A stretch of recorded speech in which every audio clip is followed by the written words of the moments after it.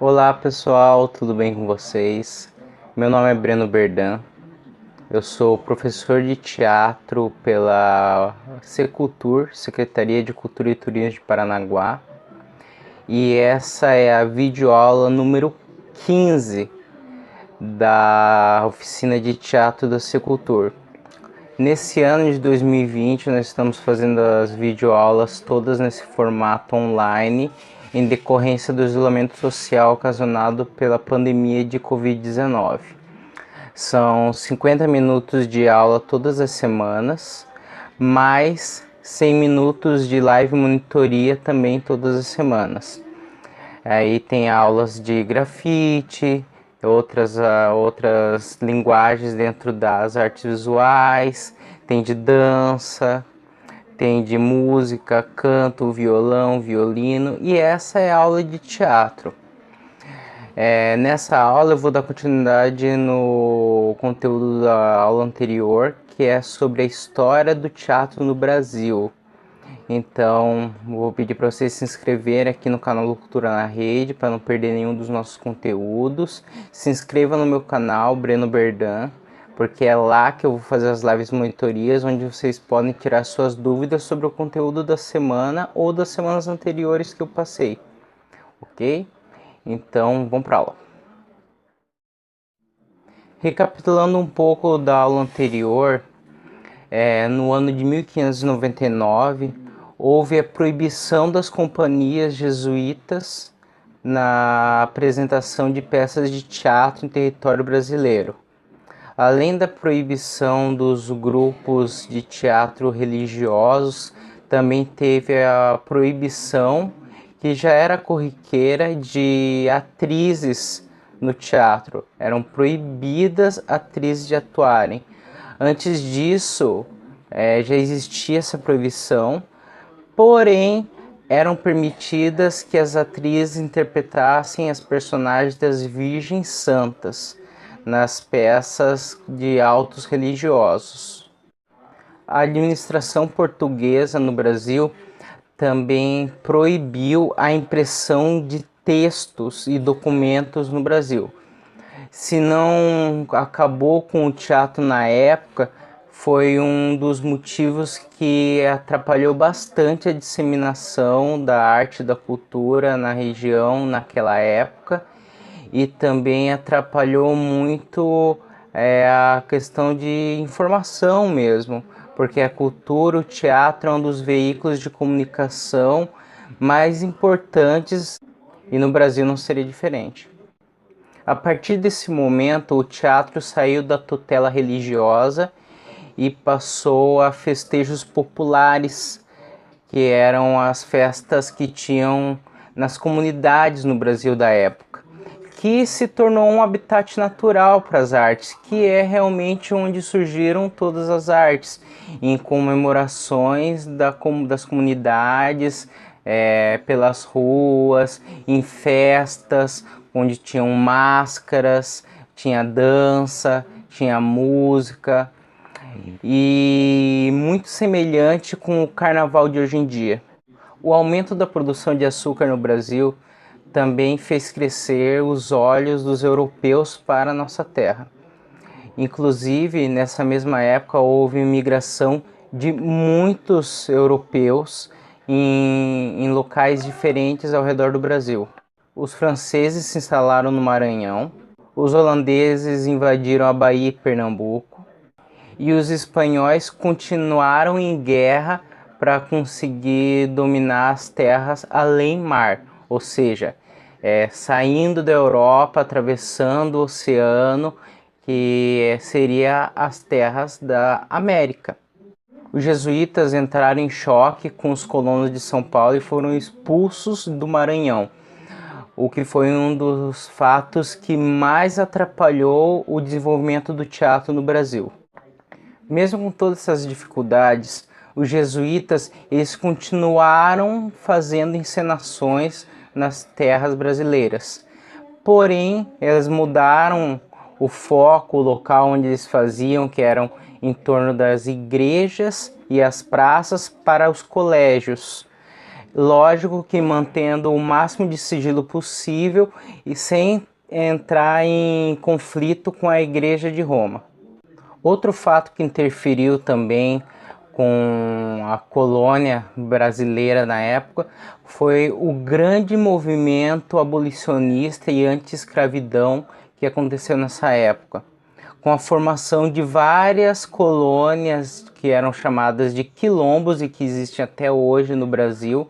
Dentre elas a mais famosa, que é o Quilombo do Palmares, onde seguia a tutela de Zumbi, que era um dos negros que eram líderes nessa luta contra esse movimento tão preconceituoso e tão daninho para a humanidade que foi a escravidão dos negros africanos. E o Brasil foi o país do mundo que permaneceu por mais tempo com escravos, que fez o maior número de escravos trazidos da África.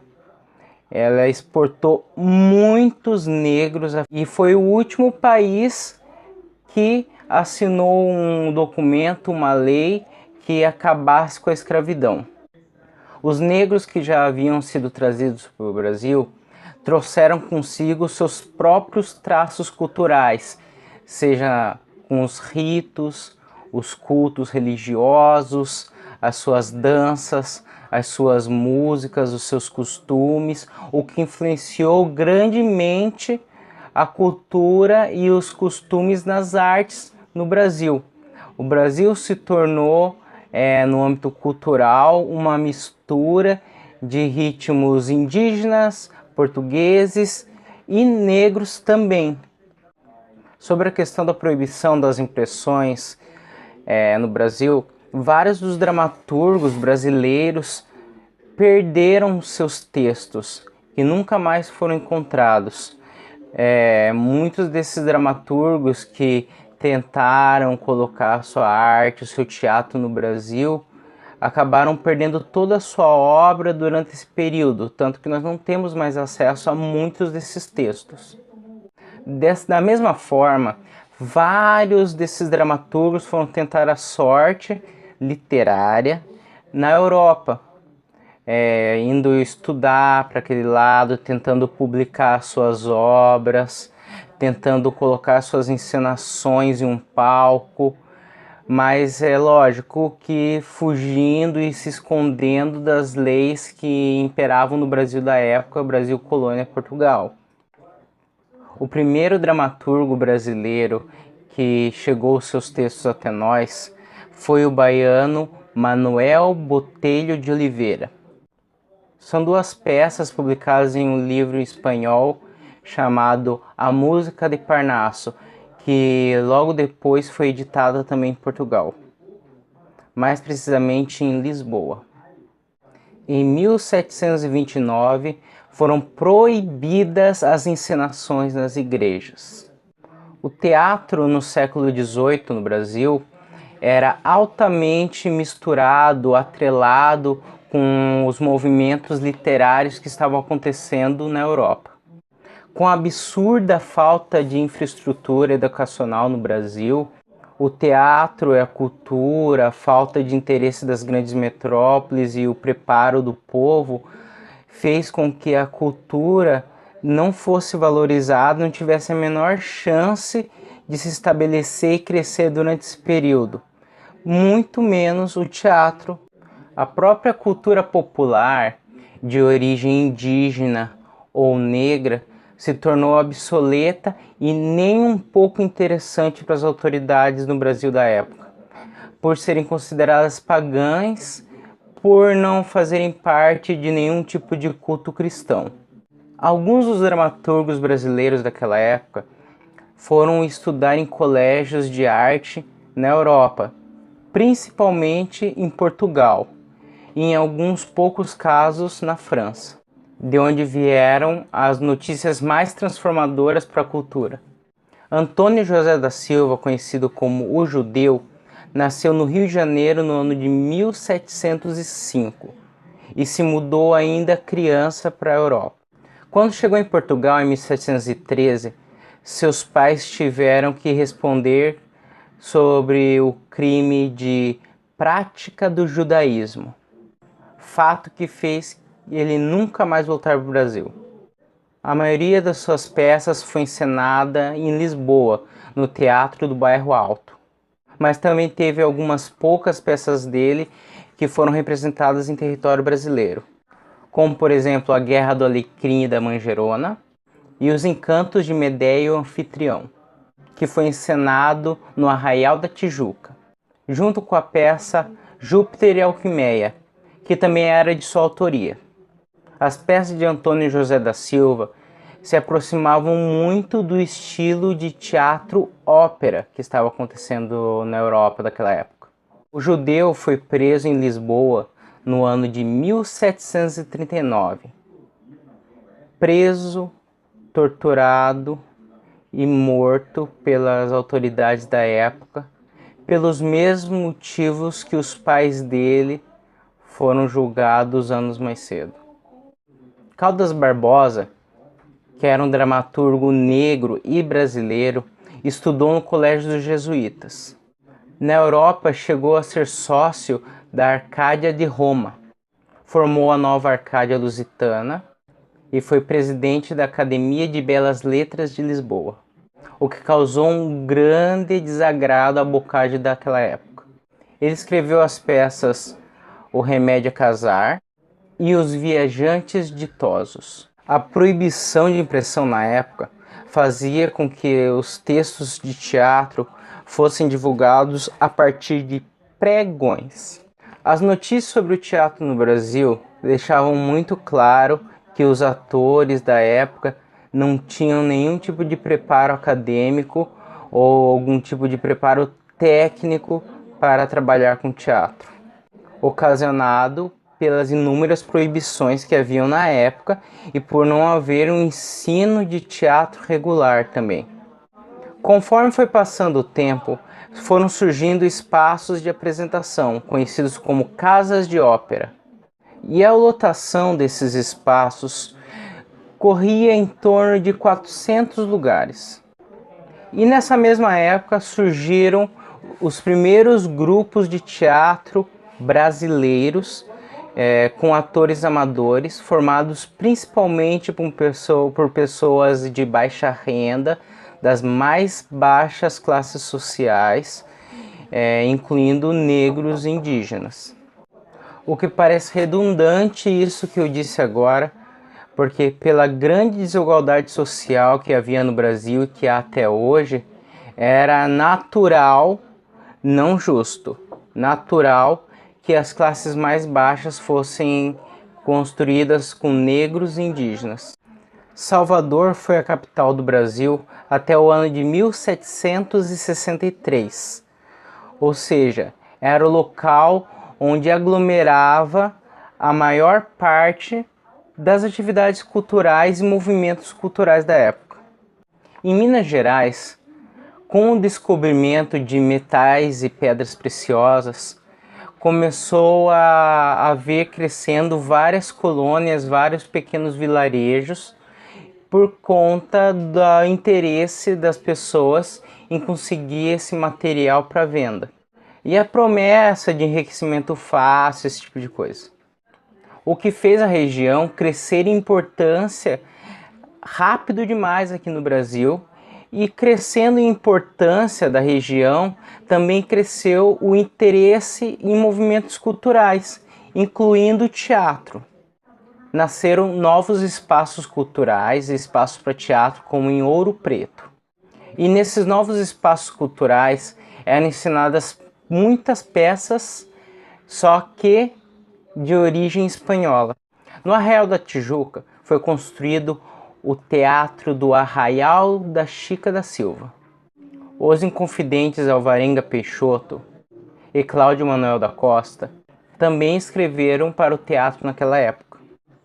Cuiabá também teve a construção de seu teatro, por conta da febre do crescimento do Brasil pela descoberta de pedras preciosas e metais, como eu citei no momento que eu falei de Minas Gerais. Metastásio foi o dramaturgo favorito nas encenações em todo o território nacional durante essa época.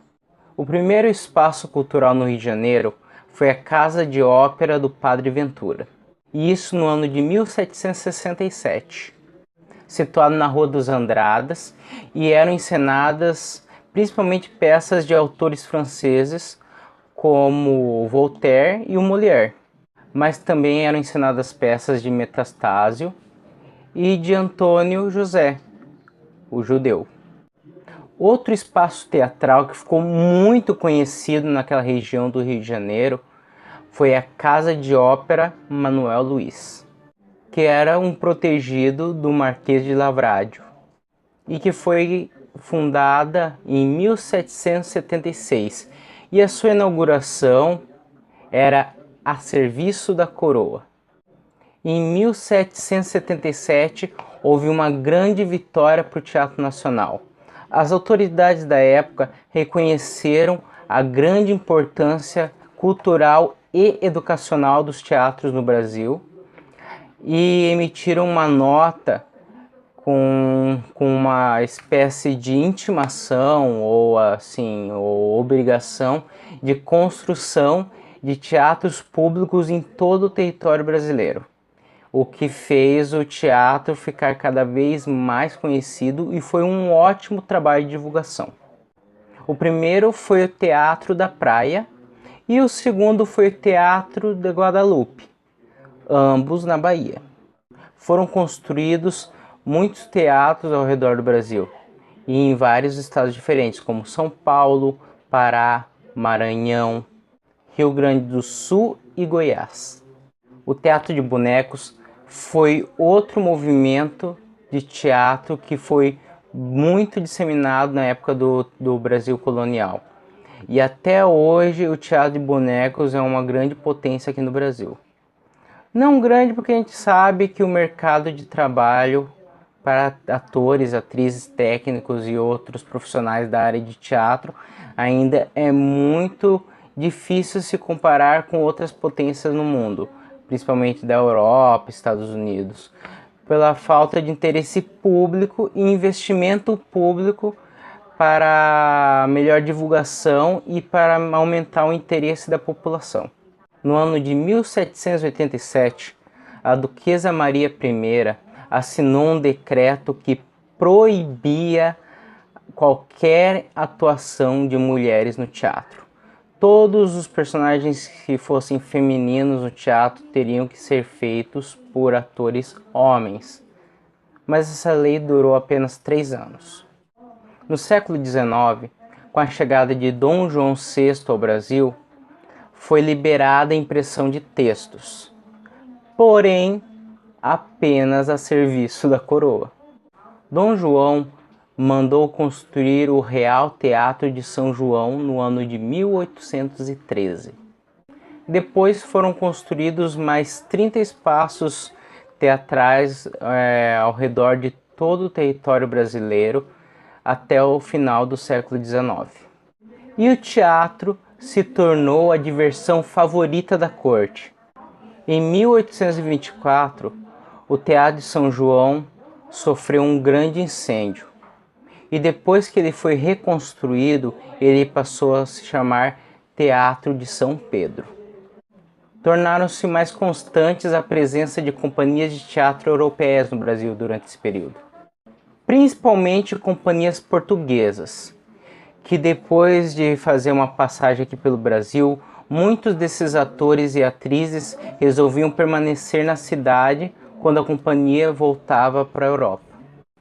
Em 1829, Dom Pedro I mandou vir ao Brasil uma companhia de teatro de qualidade. E essa companhia chegou ao Brasil sob direção de Ludovina Soares da Costa. Mas a primeira companhia de teatro profissional no Brasil foi surgir apenas no ano de 1833, com fundação de João Caetano.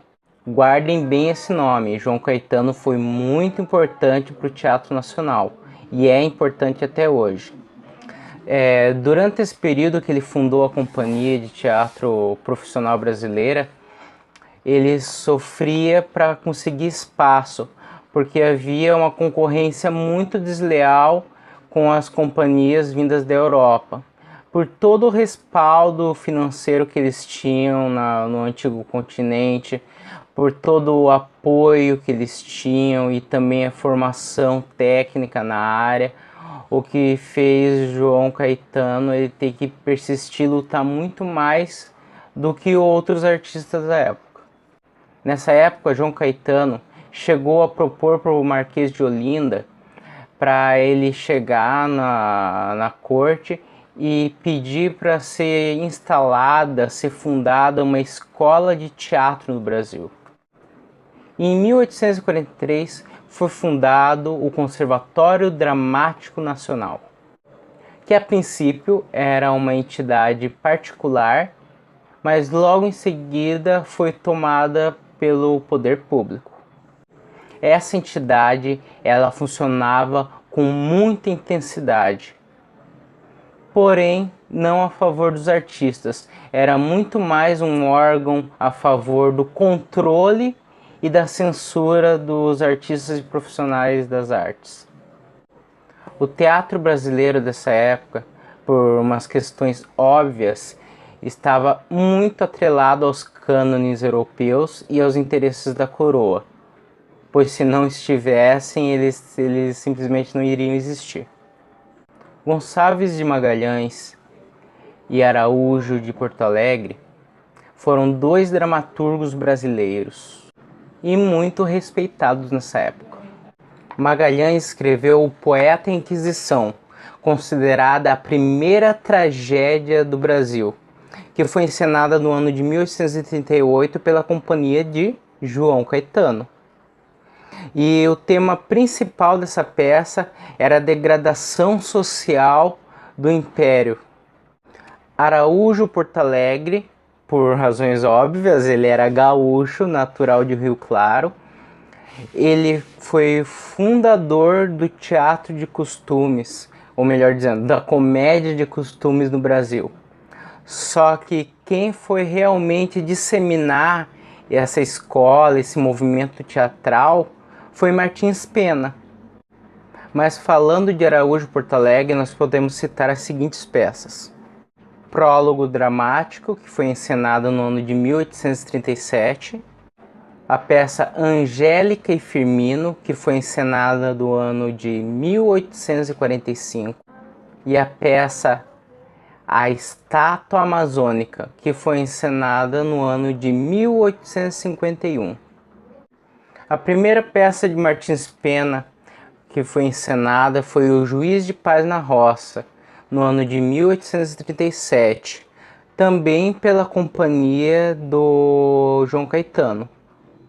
Então percebam, João Caetano foi responsável por muitas das primeiras encenações de autores nacionais no Brasil.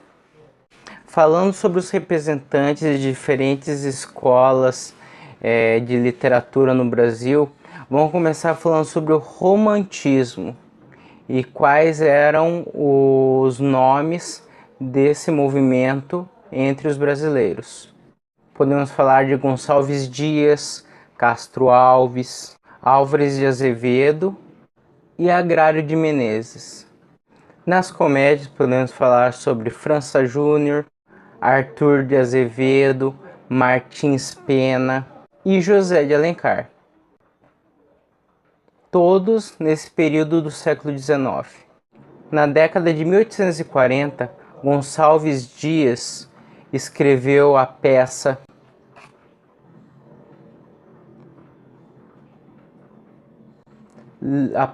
Leonor de Mendonça, considerada uma das mais lindas peças do movimento romantista. Agrário escreveu Calabar e Alencar escreveu O Jesuíta. Além de Álvares de Azevedo, escreveu a peça Macária.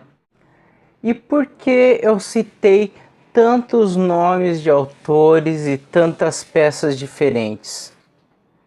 porque essas peças tinham um diferencial de todas as peças que tinham sido escritas e encenadas antes aqui no Brasil.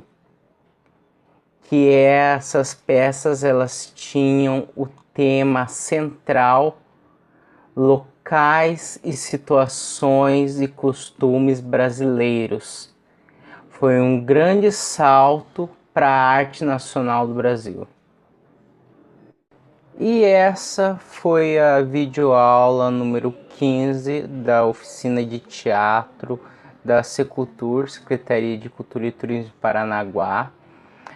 Lembrando que é 50 minutos de aula todas as semanas, mais 100 minutos de live monitoria lá no meu canal Breno Berdan, onde vocês podem também se inscrever para tirar todas as dúvidas do conteúdo que nós temos aqui na oficina.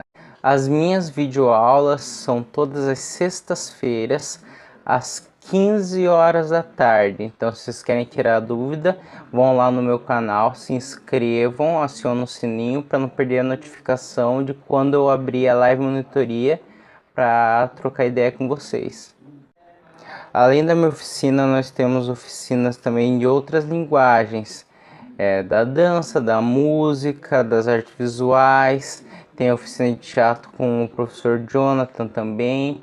Então fiquem ligados aqui no canal do Cultura na Rede, acompanhem as oficinas, tirem suas dúvidas com seus respectivos professores e até a próxima aula.